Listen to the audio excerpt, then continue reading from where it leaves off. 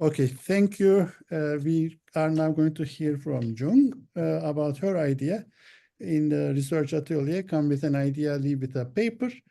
We're first going to hear from her for 2 minutes, and then I propose that we follow the same format as the previous one, Aslı, Alvaro, Ram, and Beth in that order. Yes, Jung, please, 2 minutes. Sure. Hello, everyone. Thank you for having me. I'm so excited about this opportunity. My name is Jang. I graduated from the University of Pittsburgh 2023, and I joined Sac State last year. And I'm interested in how ecosystem has evolved. So as you may read from my abstract here, I'm interested in how firms made their strategic changes and actions in this transition time from the film ecosystem to the streaming ecosystem. And then one of the core constructs that I got into here is that the co-productions.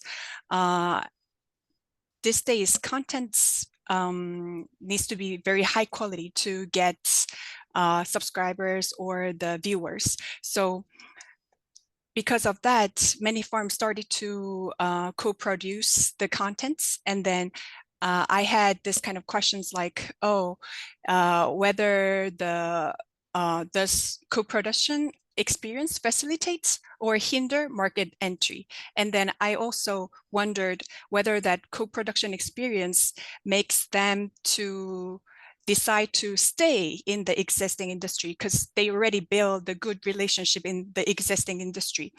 So I'm interested in this market entry and the industry positioning, because I'm not just talking about market entry specifically. I'm interested in this both situation at the same time. So that's where this research starts. And for that, I try to use the tension approach, relying on the behavioral theory of firms for the positivity of the co-production experience and the negativity of effects. I think that might link to the resource dependence theory. And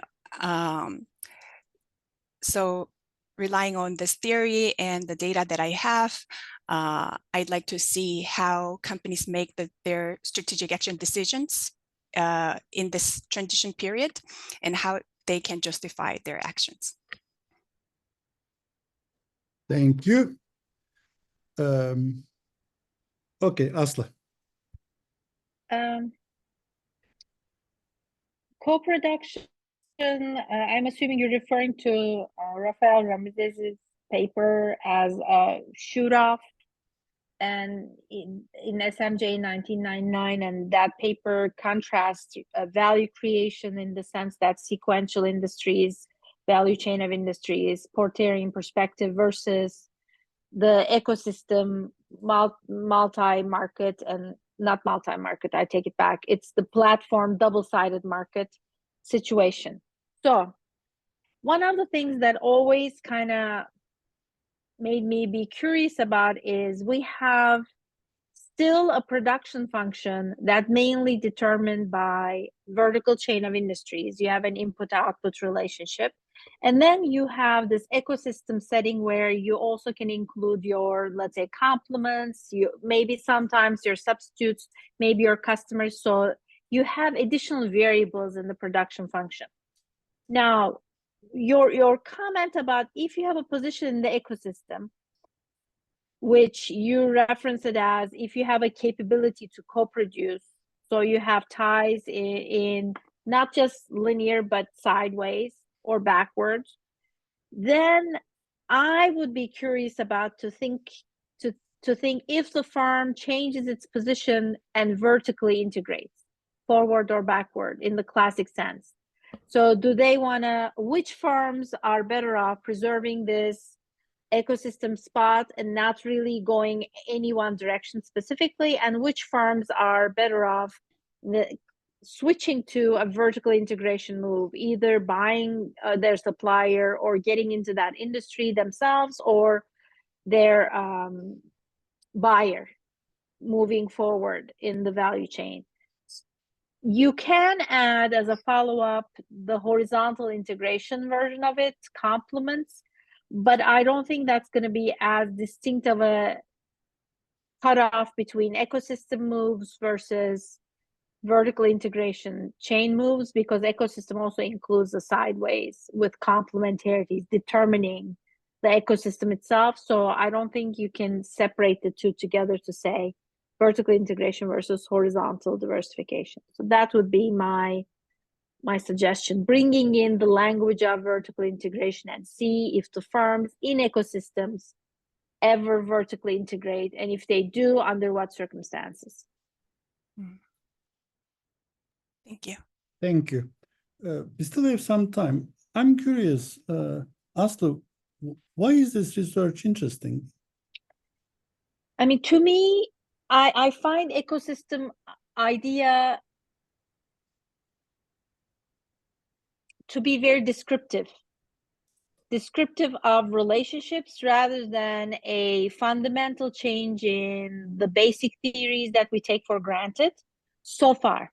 Maybe we'll have to go back and then say, okay, this new formation of relationships actually require new theorizing in production technology, in economics, but I don't see that happening. So what I see is treating this as a completely new phenomenon also makes it harder for us to put what we know of vertical integration into a context with respect to the topic of ecosystem. My interest, therefore, is more academic than practical in terms of, conceptually, how am I going to proceed with ecosystem? So far, it's only in ecosystem, about ecosystem, for ecosystem, without really expanding it and tying its relations to the other theories that we have in strategic management. So that's what's interesting to me. Thank you. Next, Alvaro, please. Okay,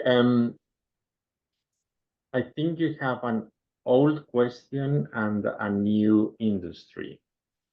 All of this is vertical integration, been analyzed since kind of forever and ever. And here you're trying to push this into the story of streaming. Within this particular industry, the question is, what is new here? The sense that yes, streaming is the new technology, but film companies have been discussing the story of vertical integration for over 100 years. Some of them are fully integrated, from all the special effects to producing, to actually doing the films, to distributing, and to them basically having their own cable channels through which they distributed their own movies.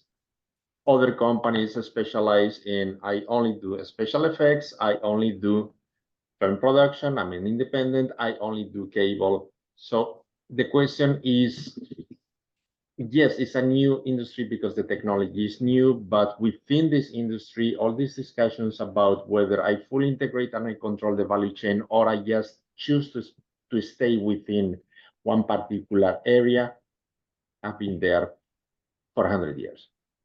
So the question is, what are you adding that we already have not analyzed within vertical integration, and especially within the industries that you are choosing?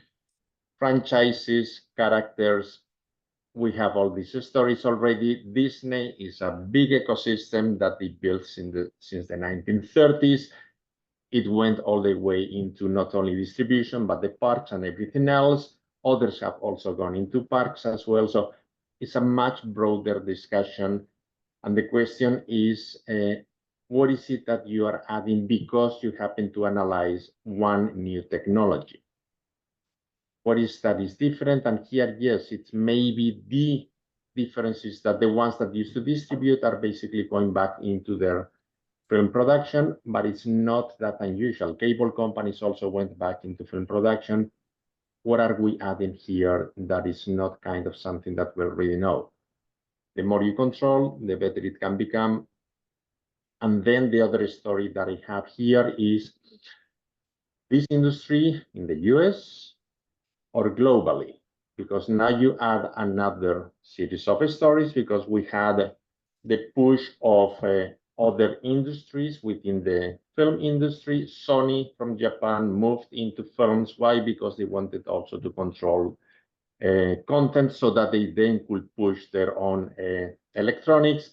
Now we have the Chinese companies that are doing the same thing here in Hollywood, so that they can basically control something. It's a really big industry. It's a super interesting industry. But the question is, what is it that you're adding as, oh, there is an interesting story here that we have not discussed before, or that you could not analyze with data from before streaming? Can I answer something, or can I, for that 4 minutes, I mainly listen to the panelists' advice, or can I add something? Sure, go ahead. Oh, yes. So, first of all, I think the comments that I got from the first and second panelists is related to the vertical integration parts, but definitely there is a vertical integrations part of it. But at the same time, film was more of a like offline business, and needs to go to theater or something like that. But streaming technology require the combinations with the telecommunications industry and IT industries.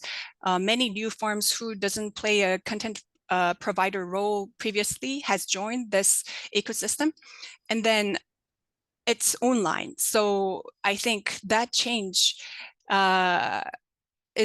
can be just captured in the vertical integration, because they need to learn new technology, need to compete with new players in this ecosystem, which is an outcome of the Jung, let me interrupt for a second. But I think you need to realize that an outsider, when they hear the abstract, when they hear the idea, they are giving a reaction. They are saying, well, what are they saying, really?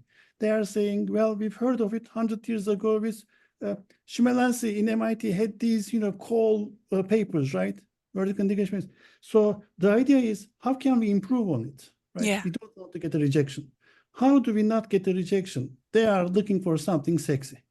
So let's push along. Let's see what Ram is going to say. Let's first have him critique it, and then we're going to build on it. Ram, Thank please. you all for your comments. Thank you. Yeah, I've been in and out of this industry for some time. I mean, I did my PhD dissertation decades ago on advertiser-supported television. And then, about 10, 12 years ago, I did a big consulting project for Comcast. So anyway, the bottom line is I have a very different perspective from both Asli and Alo. I think the theory view of this is the wrong approach, in my opinion. I think ultimately you've got to stick in this. I would just focus on industry context, because as you mentioned, the industry context is pretty unique in this particular case.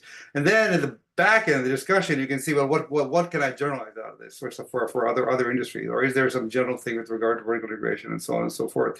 Well, that thing is, I think, down the road. I think what's most important here is to say that ultimately we have a particular industry which used to be in two pieces.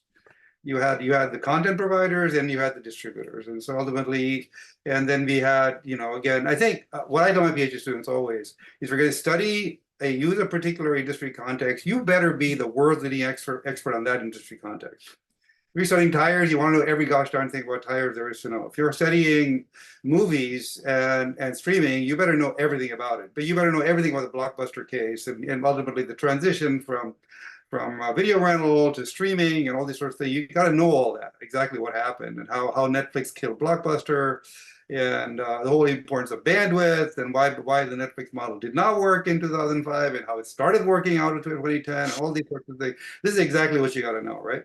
And you got to think about the fact that what did Blockbuster not do? Blockbuster did not make movies. And what did Netflix not do at the beginning? They did not make movies either. So ultimately, you had a very big disconnect between the guy that produces content and the guys who distributed this brought to your home. And people like Comcast, for example, right? Well, Comcast used to be just a distributor. Now, increasingly, what we're finding, of course, is everybody's getting everybody's lunch, right? So basically, everybody's eating everybody else's lunch. You have the Netflix is producing movies, and Disney is producing, and NBC, and everybody is generating their own streaming services. So it's kind of like you're getting this confluence of people who came into the industry from the streaming side. Netflix came in from streaming to production. Disney, which came from production to streaming, right? So and now they're basically the same. And here, I think what to me what speaks to this story is very much the Klepper, Steve Klepper approach. Yeah. Ultimately, you're from Pittsburgh, you should know Steve Klepper. So the Steve Klepper approach would be ultimately which were the firms that succeeded in digital photography, right? Yeah, the guys who came out of digital and the guys that came out of photography, right? And then ultimately, digital photography is who are the survivors? Or the old Klepper paper, very fundamental paper about radio, TV. Yeah. Who succeeded in TV industry? Right, whereas the radio producers or the de novo TV entrants, right? So I think that's the literature where you want to get into this vertical integration business. Yeah, I rely on that literature a lot. Yes, industry life cycle, right? Ultimately, what you're talking about is ultimately how the industry evolve as technology changes. And there's a whole bunch of literature from the JPE onwards into SMJ on this, and from this Carnegie Pittsburgh school. And that's where I would go with it. First of all, I think the way you wrote your my comments here were, first of all, you got to make clear. It wasn't very clear to me until I read it twice or three times. Is your paper really about video entertainment? I mean, I think you need to make that much clearer. Define what is co-production. I think that co-production is a bad word here anyway. I think you basically want to talk about, basically producing movies versus distributing movies, right? Or producing content versus distributing content. Don't take that co-production word and throw it out. You don't need that. And make the tension between the two more clear, right? Because ultimately there's the Klepperian tension, which is what you have here. Ultimately, are those legacy assets valuable? Which legacy assets are valuable when you go as technology changes? That's what you want. That's what you want to study. Thank you. Thank you, Beth. So I heard from two very smart people, it's the old theory, new context, interesting, but not really that much. Then another smart person said, well, context is king, and it's very interesting, and go for it. And then go really deep at it. So we're now at a dichotomy. Two people are on one side, the third person on the other side. As the all-knowing Beth Rose, what say you? Well, all-knowing in this context is very generous. Okay, I have to say, I really didn't see the context at all. Now, I might just be a dinosaur. I cop to that. But I like, as Ram said, I hated the co-production. I didn't even know what you meant. And so that made it difficult for me. You mentioned this tension in the literature. Does co-production experience facilitate or hinder a firm's entry into a new market? It's like, why? And what do you mean by a new market? Are you talking streaming in this context? Sorry? Streaming in this context. Yeah, I didn't see that at all. Sorry, I mostly do IB. I'm kind of, when I see new market, I go, ooh, international. And I couldn't see what was global here at all. And I understand that the context is inherently global, but you've got to be really, really, really careful with your wording. I think I fall much more on this along with Ram here, that really dig into the industry and figure out what's interesting. Now, I suspect you've already dug into it, but that didn't come through to me, at least.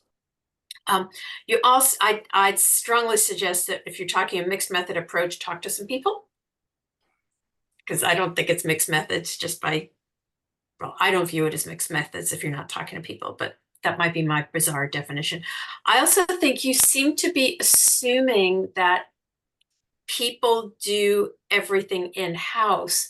And I think there's probably a really interesting story here, since you're bringing up ecosystems, to really delve into the network relationships.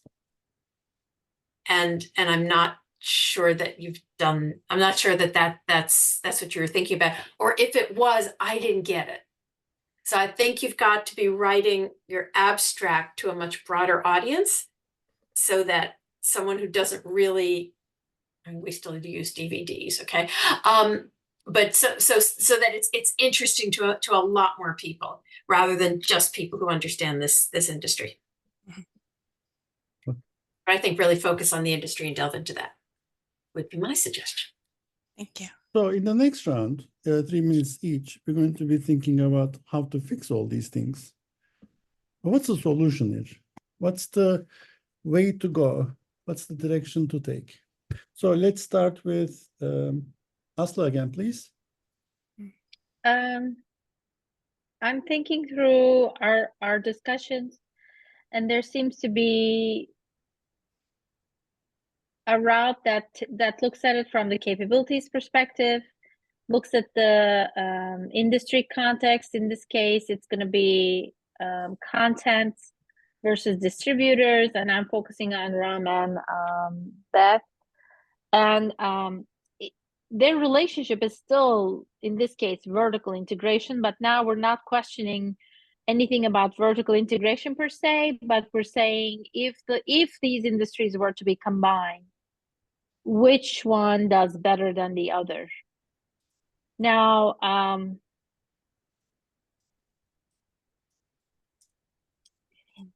maybe you can also add layers of timing of entry, and who was the first, who was the last. I know some papers have already looked at it in different contexts, but maybe this is another context that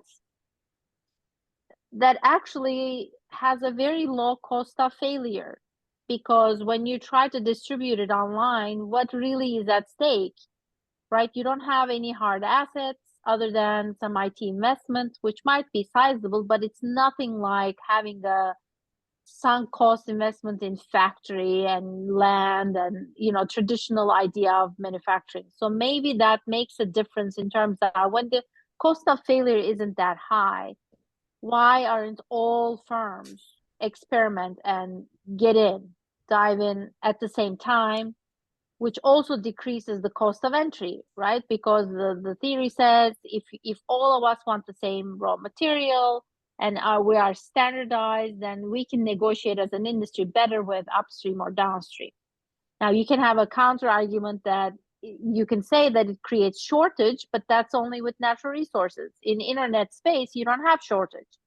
So that might, if you can kind of expand on the context and then say, well, we would expect to see this, but the condition is different. Therefore, we don't know that if it's going to be exactly the received wisdom.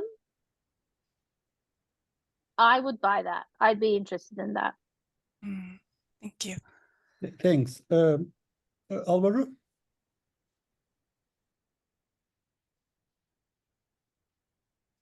One way to maybe use the industry and at the same time move away from the discussion of vertical integration. I do not consider this a new industry. I consider this a new technology. The industry is video entertainment, and we had film, and you had to go to a movie theater, and then you could watch it on television. And then we had a VHS, and then it was DVDs, and then it was computers, and now it happens to be video on demand. But it's just a sequence of technology.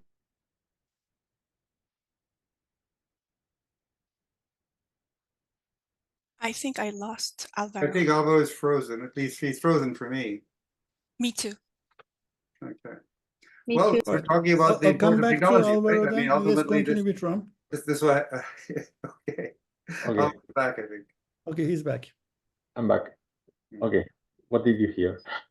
You said you were just saying that it was not simply, it was simply a technology, but I think it illustrates it's more than technology because you froze exactly at that point. Okay. So the story is, you could, if you go longitudinal, you could play with previous ideas of who got in when we had a change in technology, when the TV, I mean, if you really want to go into long histories, TV, videos, DVDs, things like this. Maybe you could play with also now, if you want convergence towards not only video, but also games, and how there is a pseudo convergence in all of them, and define exactly which industry we are talking about. Because is it the Netflix and Disney, or is it also the TikTok and YouTube? And if you are 20, all of them are pretty much interchangeable because you use them for entertainment. If you are older, you don't see them as pretty much the same thing. And this is especially because if we're looking at the number of companies, we are looking at what? A dozen companies you can analyze that have both content and streaming. Or, I mean, that's from what I've seen of being offered different channels. It's a really narrow set of companies. If you want to do any kind of large sample analysis, you will need to expand the space, consider different options. And maybe cable companies are there. Why is it that some cable companies have basically gotten in or not? How do they connect? And now you have the, if you want, reverse story that yes, we were bundled, then it was unbundling, and now we are going back to being bundled with Disney offering different bundles and basically trying to combine into conglomerates. So I will pretty much, in essence, I will push the technological change much more than the vertical integration story, and try to understand when there is a new technology, which is basically what Ram was introducing before. There is a new technology. Who is the one? What is happening with incumbents versus new entrants? And what do you need to have to basically continue or be replaced by others? But I think that you have an issue of numbers of companies you can analyze. There are lots, I mean, the cases are fantastic. Everybody knows them. Whether you can do an analytical story with a large sample, I don't know. But maybe that's a question you can answer quickly. What is your sample here? Don't answer, Jung, don't Okay, answer. I sorry. see. Okay, thank you. Ram. Okay, to me, this is like Beth. I was very bemused reading this, reading the abstract. But again, because I know a little bit about the sector, I got to figure something out. But to me, this is very much a pipes versus content story, right? So you have pipes that come into the house, you have content that comes through the pipes, and this is a highly regulated industry. I mean, the pipes that come into your house, I mean, this has been regulated since time immemorial, right? So basically, you think about, for example, cable regulation, you think about TV regulation. I mean, that there are, I mean, my PhD thesis was on Pfizer, which is the TV regulation. That's obviously many decades ago. We have local monopoly regulation with regard to cable providers, and cable providers for decades provided they only had the pipes, and they give somebody else content. It was a nice situation. We had a nice division of labor, upstream, downstream. You know, the networks produced content, subcontracted in many cases, but ultimately, and the pipes were controlled by other people. AT&T invested a lot of the pipes. Verizon owns a lot of the pipes, and so on. Now, increasingly, what the pipe owners discovered was that ultimately the pipes are not that valuable. And what's really valuable is the content that goes to the pipes. And so increasingly, and also the content providers realized that, hang on a second, you know, once we were stuck with these guys because of technology, we had to use these pipes. That's the only way we can get our content to our customers. But ultimately, when they had alternative ways of getting to the customers, then they, of course, they're smart people. They know immediately that what's really valuable is the content, right? So we own the content. And so what happened to people on Netflix, right? Netflix, they got painted in a corner because they used to just provide other people's movies. And then increasingly, the content providers said, well, Netflix will give you all the junk that nobody wants, right? Which is why ultimately Netflix, now, but a lot of the movies you got Netflix are junk movies, right? So any decent movie is not available on Netflix because, of course, the people who own the movies won't give them to Netflix. The Netflix realized the only way we're going to be able to compete in this business is by producing our own movies because they were not going to be good. And that's a lesson that HBO had already learned. Right? HBO learned that lesson 10 years earlier when HBO initially was also simply a pipe company. And they realized that ultimately the only way we're going to be able to compete, well, once these guys realized, or once the content, once the technology appeared that they could bypass HBO realized, well, we have to produce our own content. Of course, HBO now is one of the biggest producers of content. Netflix is becoming one of the biggest producers of content.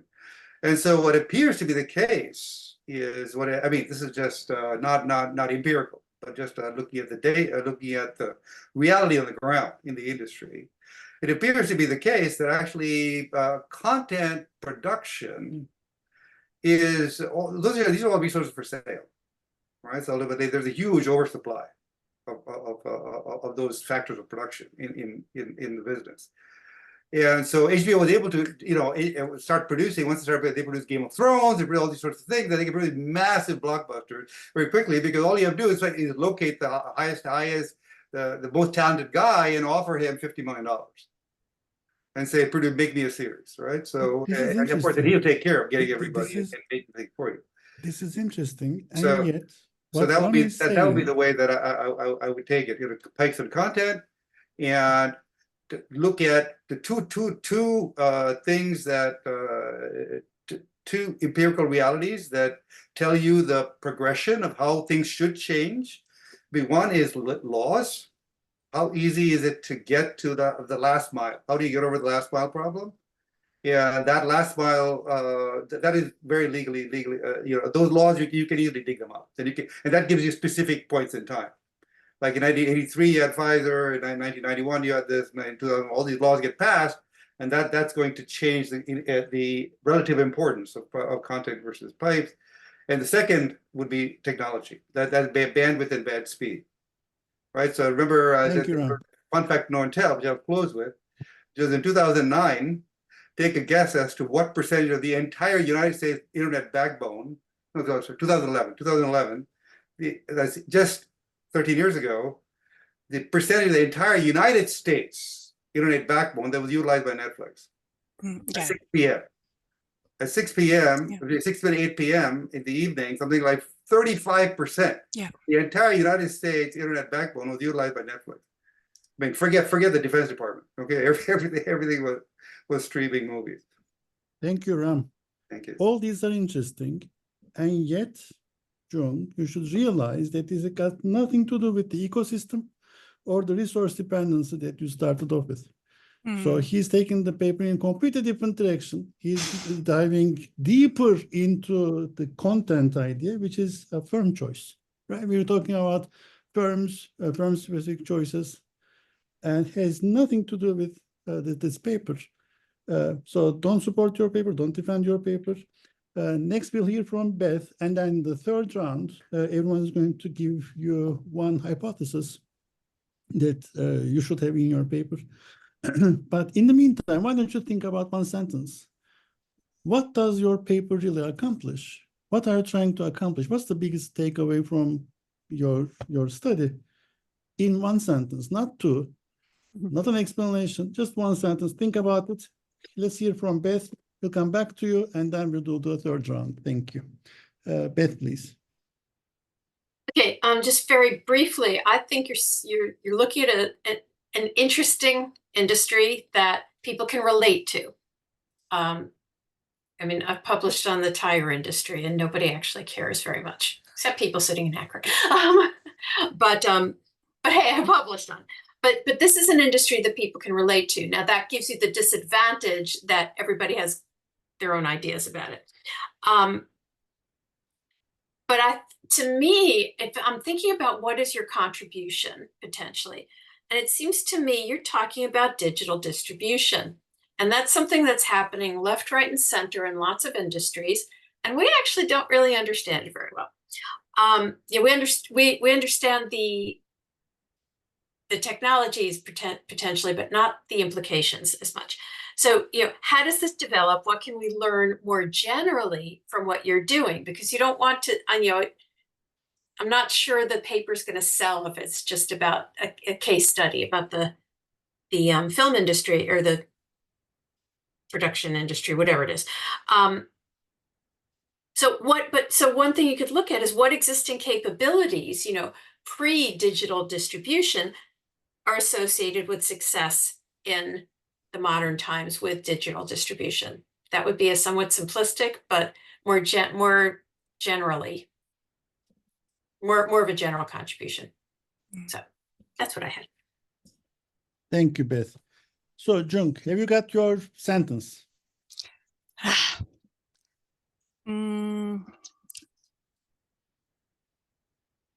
Yes. Okay. So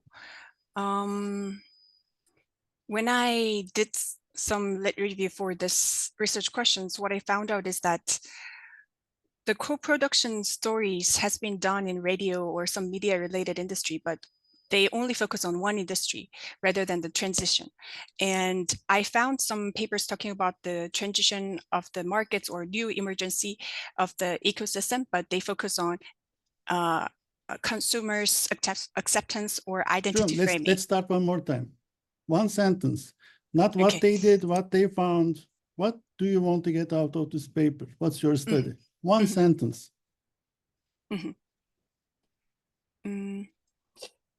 I see. So the contribution of this paper is that since I believe we don't know yet much about how ecosystem actors make decisions related to market entry and industry positionings while they're experiencing ecosystem evolution.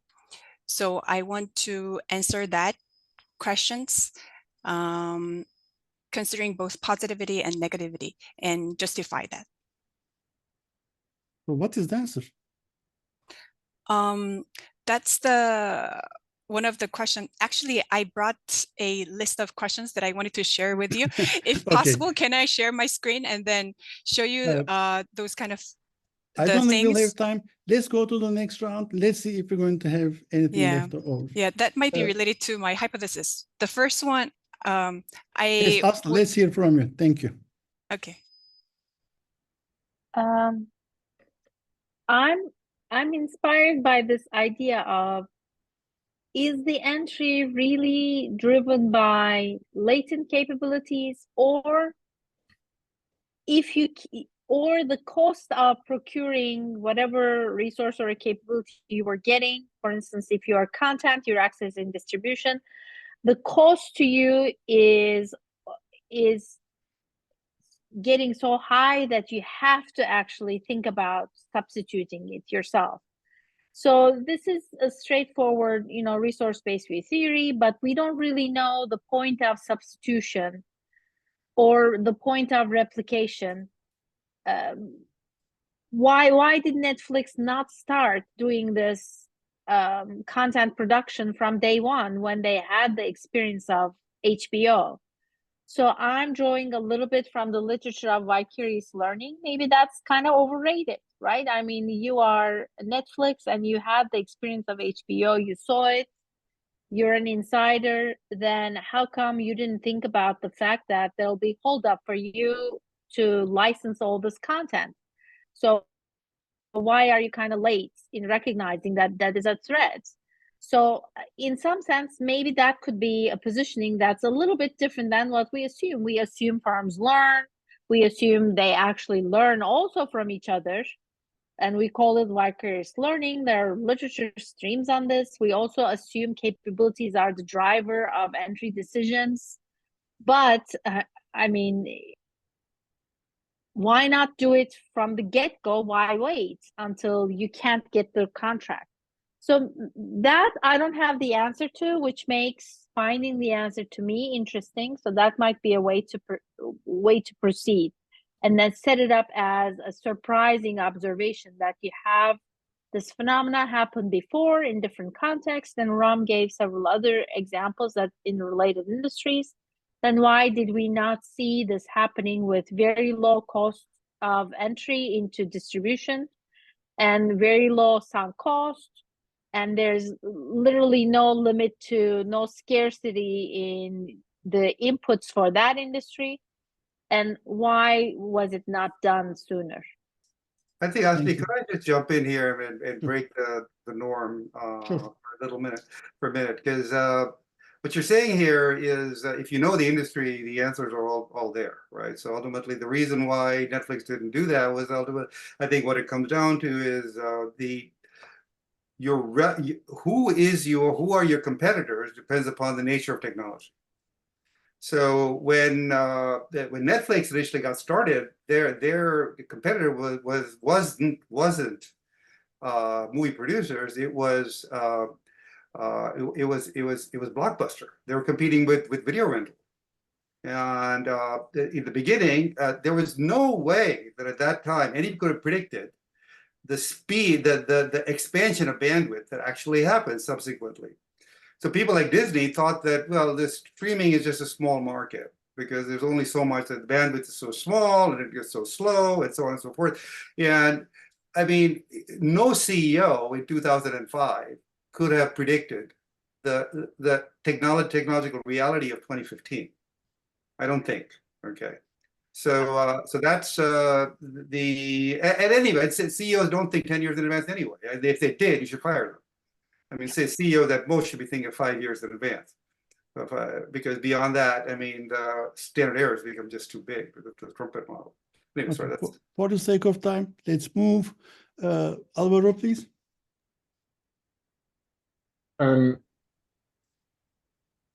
Back to the story of evolution, and this is the story of Netflix. They started making DVDs, then they moved into streaming.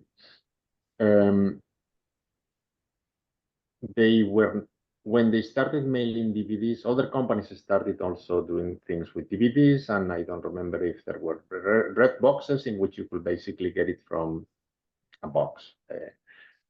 So it's a story of how did you basically pivot or change business models?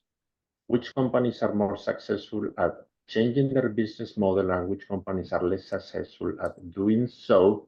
And basically, you could go into two different stories. One is the hard assets story, which is the story of Blockbuster. They basically have a real estate, that was it.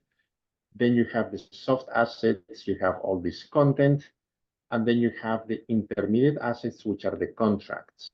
And Netflix did not start producing because they had the contracts to basically distribute content from others. Once those contracts start in closing expiration, then it's kind of, oops, now we are going to lose all these assets that we're distributing. We need to do something about it. So different types of assets that enable you to basically change your business model as you have technological discontinuities, something like this. And if you go back far into history, I don't know how far you want to go, if you could add basically the DVD and then the VHS, and if you want to go all the way back to the television and cable, you could have a really nice story of different types of assets that basically enable incumbents versus new entrants to basically survive and succeed, something like this.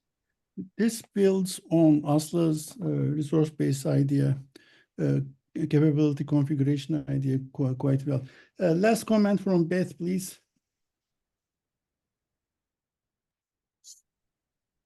I'd actually do it all Rosa said. I think that's interesting.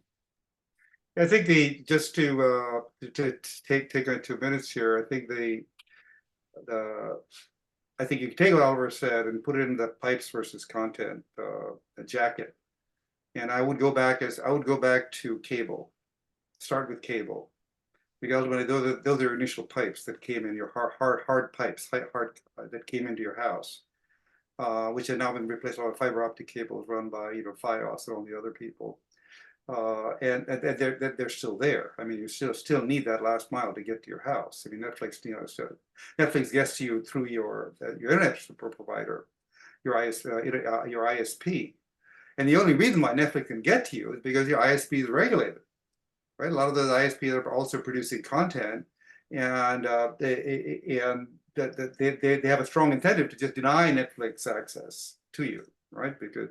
But they can't do that because it's illegal, right? So that legal, but those laws have changed over time, right? Some of them go back to cable. Some of them there's some legacy laws, there's some new laws, and I think that those are going to be a discontinuity in the time profile, which is going to enable you to tell Alvaro's story with the reality, the chronological reality.